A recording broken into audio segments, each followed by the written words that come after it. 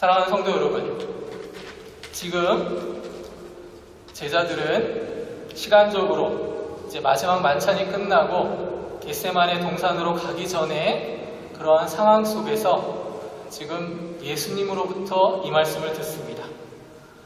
우리는 인생을 살다 보면 도저히 우리의 이성으로는 납득할 수 없는 사건들을 마주하곤 합니다. 오늘 본문 속 그 제자들도 마찬가지였습니다. 3년 동안 정말 자신이 가지고 있었던 모든 것을 버리고 따랐던 스승이었던 예수님이 자신들의 기대와는 상관없이 지금 죽음을 예고하고 계십니다. 제자들에게 이 소식은 단순히 슬픔을 넘어서 자신들의 인생이 부정당하는, 자신들의 전체가 부정당하는 것 같은 그러한 공포와 당혹감 그 자체였을 것입니다. 왜 하필 죽으셔야 하는가? 우리가 기대했던 승리는 어디에 있는가? 그러한 질문 앞에 그들은 지금 무력하게 예수님의 말씀을 듣고 있는 것입니다. 오늘날 우리의 현실도 정도는 다르지만 이 상황과 닮아 있다라고 생각되어집니다.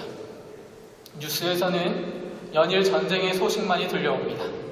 이란과 이스라엘이 미사일을 주고받고 지금은 이제 휴전을 하고 종전을 향해서 이야기한다고 하지만 상황 자체는 그리 좋지가 않습니다. 마치 이 일을 통해서 제5차 중동전쟁이나 나아가 3차 세계대전이 터질 것 같은 긴박한 뉴스가 우리의 현실 속에 지금 놓여 있는 것입니다. 세계 경제는 휘청이고 평범한 우리의 일상은 그 경제적인 여파 때문에 무너질지 모르는 불안 속에 놓여 있습니다. 이때 우리는 질문합니다. 신앙이 있는 우리는 이렇게 다시 한번 하나님 앞에 하나님께 간구하는 것입니다. 하나님, 대체 어디서 무엇을 하고 계시기에 우리의 상황이 이렇게 좋아지지 않습니까? 이 혼돈 속에 하나님의 통치가 정말 유효한 것입니까? 그러한 생각이 들고는 하는 것입니다. 이런 우리를 향해 주님께서는 지금 29절에 놀라운 해답을 제시하고 계십니다. 이제 일이 이루기 전에 너희에게 말한 것은, 주님은 지금 십자가라는 참혹한 사건이 터지기 전에 지금 미리 말씀을 주십니다. 나는 죽으러 간다. 이 말씀을 하신 이유가 무엇일까요? 사건이 터진 후에 수습하려고 하시는 것이 아니라 사건이 일어나기 전에 이미 그 사건의 의미를 지금 주님께서는 정의해서 우리에게 말씀하고 계십니다. 우리는 흔히 눈에 보이는 기적이 일어나야 믿음이 생긴다라고 생각할 때가 종종 있습니다. 홍해가 갈라지는 광경을 직접 보고 500여의 떡을 직접 먹어봐야 신앙이 견고해질 것이라는 생각을 가집니다. 하지만 주님은 그러한 우리의 기도와는 상관없이 전혀 반대로 정반대의 원리를 말씀하십니다. 참된 신앙은요, 사건 자체에서 오는 것이 아니라 그 사건이 이미 선포된 말씀의 성취임을 깨달을 때 완성되는 것입니다. 말씀 없는 사건은 해석되지 않는 비극적인 우연일 뿐이지만 말씀이 동반된 사건은 하나님의 거룩한 섭리와 하나님의 거룩한 예정이 되는 것입니다.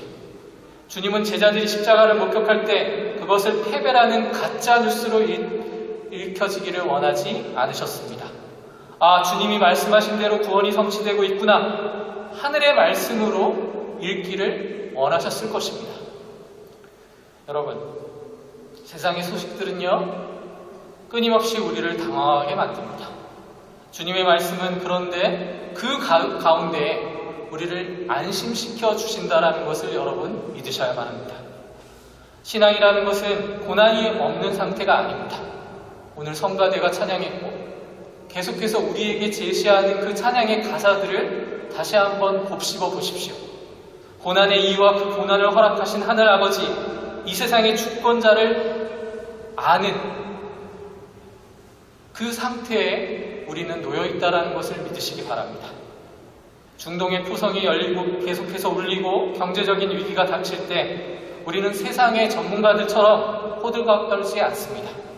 왜냐하면 성도는요, 그러한 육수나 그러한 소식들보다 하나님이 계획하시고 하나님께서 만드신 그것을 더 신뢰하는 사람들이기 때문에 그런 것입니다. 세상의 소식에 일비하는 것은 성도의 자세가 아니라는 것입니다. 하나님을 잃어버린 세상은요, 모든 것이 우연히 벌어지고 의도된 사건으로 생각되어집니다. 통제불능의 사고라고 말합니다. 하지만 이미 기록된 말씀은, 하나님의 말씀은요, 이미 이 모든 것이 하나님의 구원의 역사의 경로임을 우리에게 믿음으로 발견하라고 제시하고 있습니다. 신앙의 토대가 바로 이곳에 있는 것입니다. 내 삶에 닥친 암초가 주님의 지도 밖으로 튀어나온 돌발 상황이 아님을 믿는 것입니다. 여러분의 인생이라는 배가 풍랑에 흔들리고 있는지를 다시 한번 돌아보십시오. 이해할 수 없는 고난의 순간이 지나가고 있지는 않습니까? 그때에도 우리는 파도를 보지 말고 변함없이 우리의 인생의 운전대를 쥐고 계신 주님을 바라봐야 하는 것입니다. 그것이 성도가 가지는 특권입니다. 하나님의 말씀을 펴고 묵상하며 하나님이 지금 나에게 이야기하시는 그 말씀을 귀 기울여 들어야 한다는 것입니다. 29절에 이 일이 이루어질 때 너희로 믿게 하려 함이라. 주님은 지금 여러분에게 여러분의 위기를 통해서 당신의 살아계심을 증명하고 있다는 것을 믿으셔야만 합니다. 현실의 소음보다 주님의 음성을 먼저 신뢰할 때에 우리는 비로소 흔들리지 않는 그 신앙의 믿음의 승리의 토대를 가지게 되는 것입니다. 30절 말씀을 보십시오. 이후에는 내가 너희와 말을 많이 하지 아니하리니 이 세상 임금이 오겠습니다. 그러나 저는 내게 관계할 것이 없으니. 자, 여기서 세상 임금은 누구를 말하는 것일까요? 그건 당연히 사단을 이야기하고 있습니다. 성경을 보면 십자가를 지고 지금 예수님께서 죽기 전에 주님은 지금 굉장히 긴박한 시간 속을 지나가고 계십니다. 조용한 다락방 너머에 가룟 유다의 배신과 또 로마 군병들의 서슬퍼런 칼날과 그리고 그들의 배후에서 조종하는 어둠의 세력을 지금 보고 계신다는 것입니다. 그게 세상의 임금을 이야기하고 있습니다. 이 영적 실체를 이 세상 임금이 오겠음이라고 말씀하고 계십니다. 우리는 여기서 여러분에게 지금 닥친 영적인 현실을 직시해야만 합니다. 우리가 발을 딛고 사는 이 세상은 공중권세를 잡은 사단이 잠깐 임금 노릇을 하는 곳이라는 것을 여러분이 아셔야만 합니다. 세상의 탐욕과 증오, 전쟁의 위협, 그리고 우리를 끊임없이 불안하게 만드는 모든 것들은요, 그 배후에 사단의 강력한 독재가 버티고 있다는 것을 여러분이 아셔야만 합니다. 사단은 마치 자기의 역사의 종지부를 찍을 수 있는 주인인 양 지금 전쟁을 일으키고 지금 세상을 주도하는 것 같아 보입니다. 그리고 우리의 삶 속에 계속해서 밀접하게 지금 가고 있습니다. 하지만 여러분, 사단이 제 아무리 위풍당당하게 다가와도 주님은 눈 하나 깜짝하지 않으십니다. 오히려 이렇게 선포하고 계십니다. 그러나 저는 내게 관계할 것이 없으니. 이 말씀은 굉장히 심오한 말씀입니다. 이 말씀이 바로 무죄선언임을 여러분이 아셔야만 합니다. 사단이 우리의 인생의 지분을 요구하고 우리를 사망의 골짜기로 끌고 갈 수 있는 그 법적인 근거가 뭐냐면 그건 바로 죄입니다. 우리가 가지고 있는 죄, 우리가 해결할 수 없는 죄의 그 문제를 가지고 사단이 계속해서 우리를 시험하고 있는 것입니다. 우리를 사망의 골짜기로 끌고 갈 수 있는 것은 이 죄의 문제라는 것이죠. 갚지 못한 죄의 빚이 있을 때에는 사단이 우리를 결박할 권리를 가지게 됩니다. 빚에 허덕이는 사람을 영화나 드라마에서 보면 그 사채업자들에게 끌려가는 이유는 채무 관계가 있기 때문에 그런 거거든요. 근데 우리는 그 채무를 사단에게 지고 있습니다. 근데 예수님은 우리에게 어떻게 하시는지 보십시오. 주님께서는 사단에게 단 1원의 죄의 빚도 지고 계신 분이 아닙니다. 흠도 없고 아무런 모자람이 없으신 분입니다. 그래서 사단은 자기 권리를 주장할 근거가 주님에게 전혀 없습니다. 즉 사단은 예수님을 죽일 합법적인 권한이 단 1%도 없는 것입니다. 사단이 강해서 주님이 지금 잡히러 가시는 것이 아니라 사망의 권세가 주님을 이겨서 십자가에 못 박은 것이 아니라는 것을 우리가 알아야만 하는 것입니다. 그렇다면 왜 주님께서 이 모진 죽음의 길을 걸어가셨는가? 그것은 사단에게 굴복당하신 것이 아니라는 것입니다. 주님은 우리를 위해서 자신의 생명을 내어주는 권리를 스스로 우리 때문에 사용하신 것입니다. 생각해 보십시오. 아무런 빚도 없고 오히려 그 사채업자보다 더 큰 부자가 제 발로 사채업자를 찾아간다면 그는 꿀릴 것도 없고 당당할 것입니다. 그것이 바로 주님의 모습이라는 것입니다. 그것은 우리에게 마치 이런 것을 이야기해 주는 것 같습니다.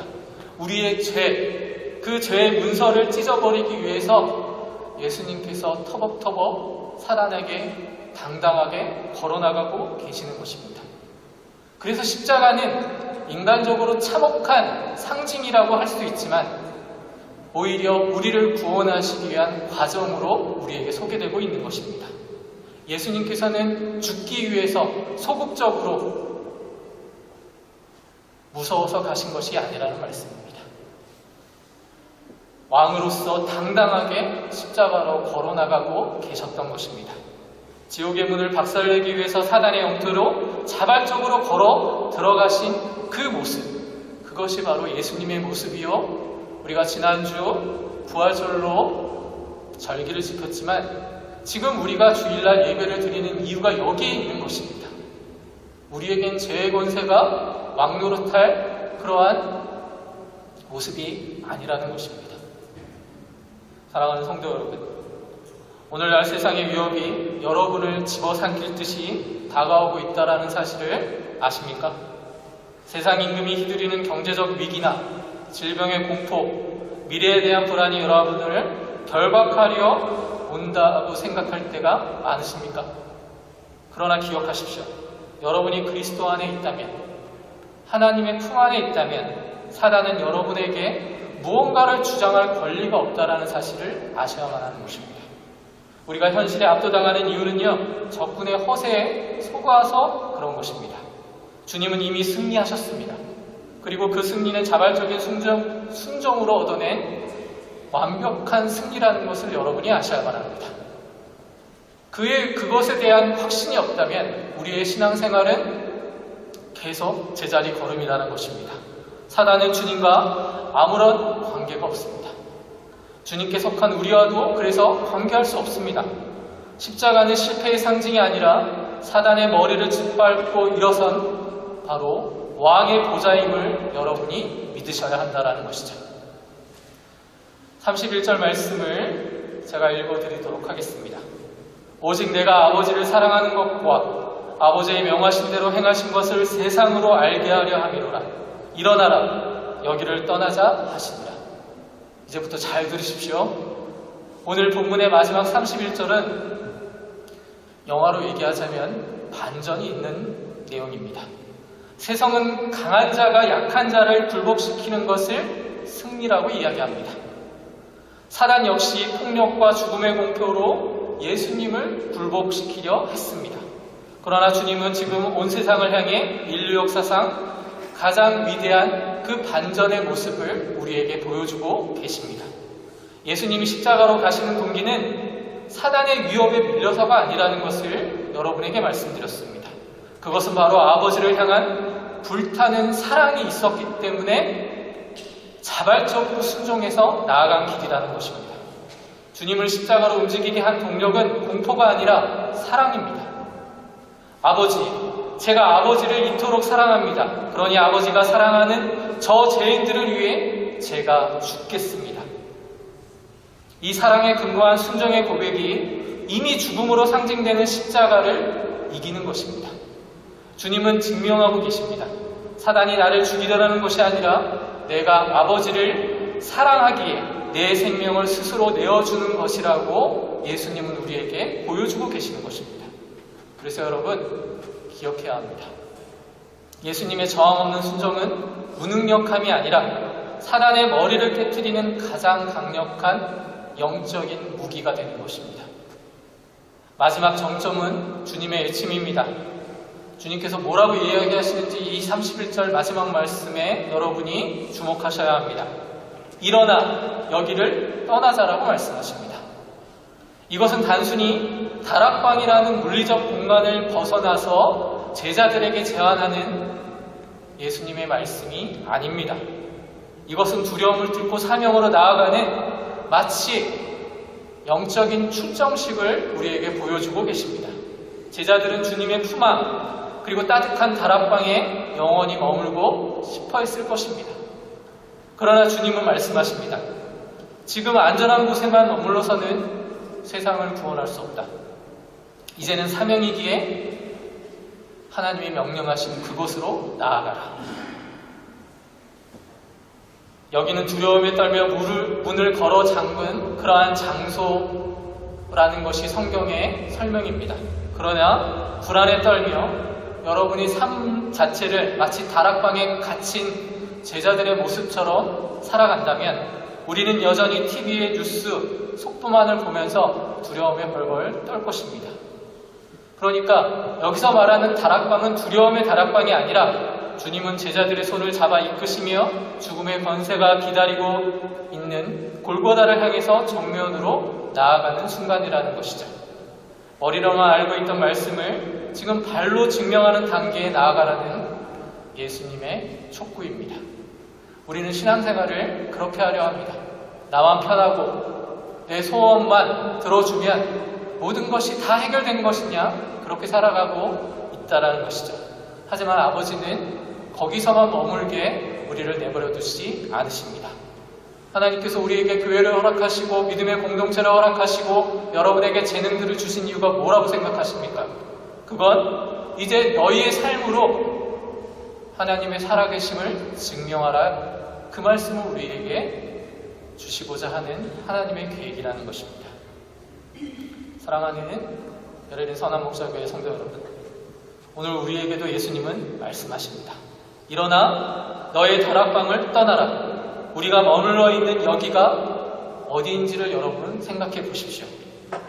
그냥 숨어 상처 입을까봐, 누군가가 나를 괴롭히는 것에 겁이 나 그냥 자기 자리를 지키고만 있는 것은 아닌지를 다시 한번 돌아보셔야 하는 것입니다. 우리는 고난 앞에서 기도합니다.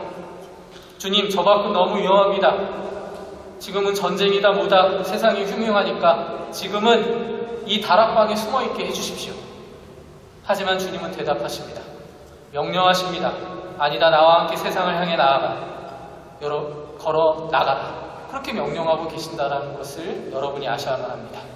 내 인생의 전선이 아무리 험악해도 나를 사랑하는 마음으로 내 손을 잡고 나아갈 때 그것은 패배의 현장이 아니라 바로 승리의 현장임을 주님께서는 말씀하고 계십니다.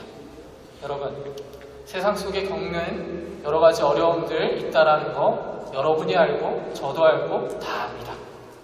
이러한 어려움과 고난은 우리에게 계속될 수밖에 없을 것입니다. 그러나 여러분, 그것이 하나님이 없는 증거가 될 수 없습니다.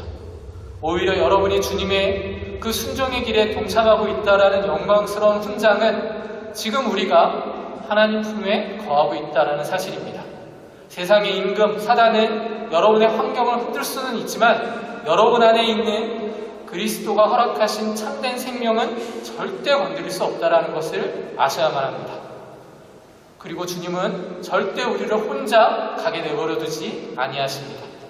주님이 앞서 먼저 가고 계신다라는 것을 기억하십시오. 일어나라, 여기를 떠나자 하시는 주님 옆에서 이미 주님께서는 승리의 깃발을 잡고 걸어가고 계신다라는 것을 여러분이 믿음의 눈으로 바라보셔야만 하는 것입니다. 여러분의 순종이 오늘 세상의 어둠을 밝히는 승리의 열쇠가 될 것이라는 사실을 믿으시기 바랍니다. 세상은 이 가치를 알 수 없습니다. 오늘 여러분이 이제부터 가정으로, 각자의 직장으로, 고난의 현장으로 이제 당당히 걸어나가기를 하나님은 우리에게 바라고 계십니다. 여러분의 자발적인 순종이 이 세상을 바꾸는 그 밑거름이 된다라는 것을 믿으시고 이미 승리하신 주님께서 우리에게 주신 그 하나님의 사랑과 은총을 깨달으며 한 주간도 하나님의 말씀으로 하나님이 말씀하신 그곳으로 나아가는 여러분의 인생이 되시기를 주님의 이름으로 축원합니다. 기도하겠습니다.